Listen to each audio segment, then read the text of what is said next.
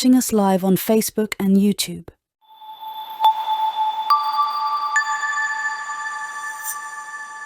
This is Incisive TV and you are watching us live on Facebook and YouTube.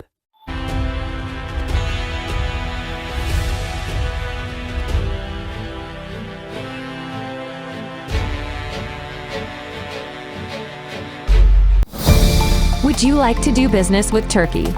Join the International Business Forum in Istanbul on October 16-17.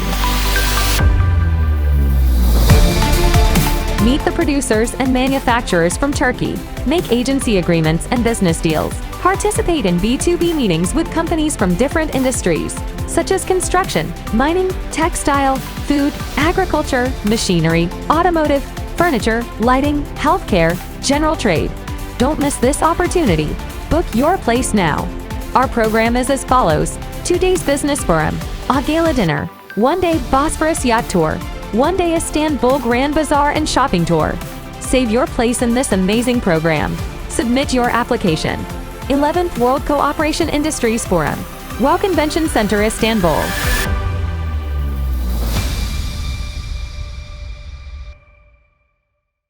It is with great honor to address this esteemed gathering at the Development Forum, which is hosted by the OPEC Fund for International Development. On behalf of the government and people of Sierra Leone, I extend my heartfelt gratitude to OPEC Fund for its steadfast commitment to fostering development and promoting the international cooperation. Today, we convene at a critical juncture in global development. The challenges we face are multifaceted and interconnected, ranging from economic inequality and climate change to health crises and educational deficits. Developing countries must deal with the ravages of climate change, persistent hyperinflation, negative externalities of the Ukraine war, Gaza, and parts of Africa, growing mistrust among nations, and pervasive domestic inequalities fueled by emerging nationalism and anti-immigrant posture of wealthy nations. Yet, these challenges also present us with an opportunity to forge stronger partnerships and devise innovative solutions that can drive sustainable and inclusive growth. As we gather here, we are also reminded of the pressing need to accelerate our efforts towards achieving sustainable development goals by 2030. The Global Stocktake report presented at the COP28 shows that a significant number of countries are not on track to achieve the SDGs by 2030. We are also reminded that in the past 5 years, we have witnessed an increase in extreme poverty, surge in hunger levels reminiscent of 2005, and a continued struggle to achieve global gender equality, which still equity and inclusiveness. So I pick one issue. How do we reform the global governance institutions themselves to be inclusive, to reflect the voices and the ambitions of us in the global south? I give you one example. 40% of the critical minerals we need to push the global energy transition are in Africa. 40% or more. Give you some examples. In my neighborhood, we're sitting on at least 9 of the critical minerals between Sierra Leone, Guinea, Liberia, and Cote d'Ivoire. Guinea alone has the largest deposit and the purest deposit today of iron ore. But yet, our 3 countries in that neighborhood are amongst the 10 poorest. Is that equity, is that inclusiveness? We're very pleased that the Kingdom of Saudi Arabia, together with UNIDO, have started a new initiative on responsible mining. and inclusiveness. Because if the global energy transition is going to move forward, these minerals are key to battery systems, solar panels, and all kinds of smart grids with the minerals we have. But yes, we have to benefit. Some of our countries export billions of dollars of minerals, yet the value left back is 7% or 10%. Is that fair? Is that equitable? So how do we reform global institutions of trade, of finance, to change that architecture for the sake of peace and stability around the world? That's key. I hope that becomes part of our discussion on institutional reforms. Because yes, unfair trade is one of the most unfair and in fact divisive and depriving situation in our world. Our children want to be better, they want jobs, and the demands, as you heard from our presidents, are real. Number two, climate change. We are told now that every month of this year is the hottest. Every month. At least last month, they said last month was the hottest. We see what happens this month. It begs the question, we're going to COP29.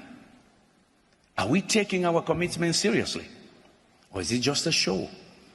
I was part of the global governance structure 20 years, central to it. Is this the right mechanism still? We already know the answer for COP29. We knew already the answer for COP28, the global stocktake. I say this because I was central in that system. We have to ask ourselves, are these commitments real? Because we in the developing countries, particularly in Africa, are paying the price. The climate, the extreme weather events are real. The devastation is real. And every study shows a 1 degree rise in temperature in the temperate areas, in the Sahel, is 1.5. How do we deal with this? Do we need different types of global governance structures to really address the real issues? And as the president said, follow our commitments. It's not only commitments in terms of financial flows, but it is commitments in being responsible citizens. Those who emit more must also change how they use energy and how they also emit. Well, normally, as usual, the board normally appoints a selection committee of 10, and they sit together they firstly look at the players in record, because we have this called curriculum, where normally each and every game they play, the score record on that curriculum. So all your statistics, your playing, your batting skills are all there.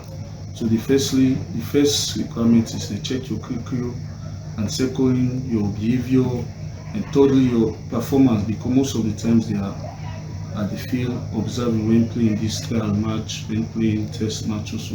So they use all these criteria to make final decision. Originally it's 14, normally it's 14 players and officials. Okay, so how many selected? Well, for now we selected about 16 or 17, 16. Of that 16, only 14 will be traveling. The 2 is like the replacement, maybe because the tournament is at the end of July, maybe there are some challenges in terms of injury, or maybe someone will be sick, so you need immediate replacement. So that's why normally we have 2 or 3 reserve players to fill in those gaps in case of these eventualities. Yeah, I'm pretty sure we are going to bring gold this time around. I trust my boys, and the team that we are going to compete with, we used to be them. They don't need to focus and do their best. I believe we'll come out with gold this time around. I'm pretty sure. Say thanks to them for always supporting cricket, and I hope they will continue to do their best to advocate for us, that so that cricket will be nationwide, and also to put hands on deck in supporting our boys one way or the other how they can, and also plead to government to be considering cricket as a whole.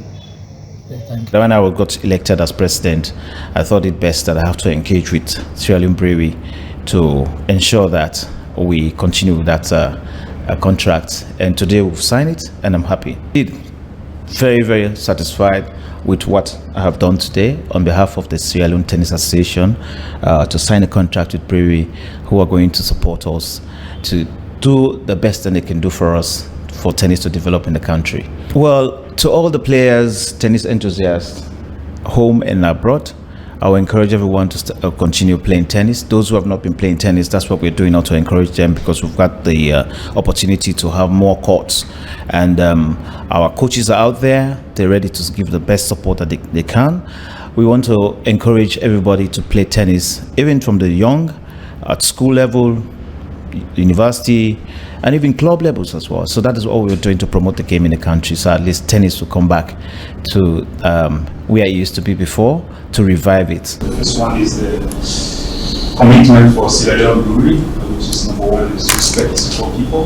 And when we talk about respect for people, health and wellness is also included. So that's what also pushed us to feel the need to partner with the Tennis Association, because the more people exercise, the more people play, that have a positive impact on their well-being, and that matches with our respect for people and commitment.